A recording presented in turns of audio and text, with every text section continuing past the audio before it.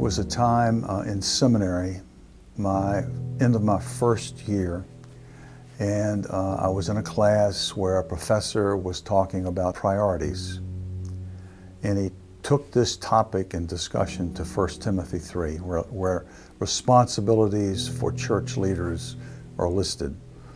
And he said that for those of us who have been called into, quote, vocational ministry, we will always struggle with having our relationship with Christ paralleled by our work, because we're, quote, working for Him.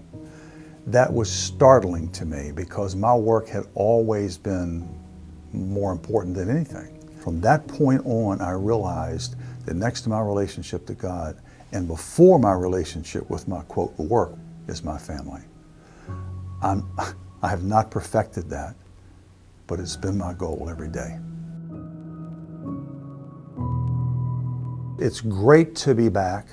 It's good to be with people. It's good to be with the team, to be with each other.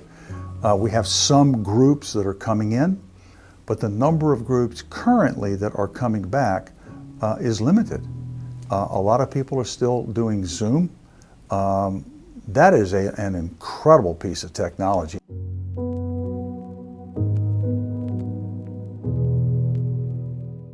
Scripture is full of the principle of the sovereignty of God.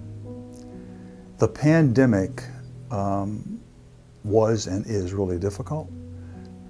At least in my lifetime, I can't remember anything more unusual and difficult than this.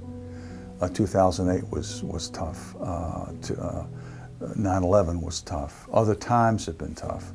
But this is here, this is worldwide, and has death involved with it, a lot of it. My vocabulary is incomplete when it comes to trying to describe the death of George Floyd. It was awful to watch it. I think it's incumbent upon us to address that. We waited. There were a lot of people and a lot of entities that were coming out with responses almost the next day or two. Our board weighed in, and then we spent a good amount of time putting that response together. It is now on our website. It's fairly complete with regard to our position. I'd love for anyone who hasn't read it or would like to know what our position is to go to needleseye.org and look at that response. It's there and available. But in the midst of all of that, we know that Scripture says that God doesn't change. He is the Alpha and the Omega, meaning the beginning and the end of all things. Scripture talks about Jesus as being the same yesterday, today, and forever.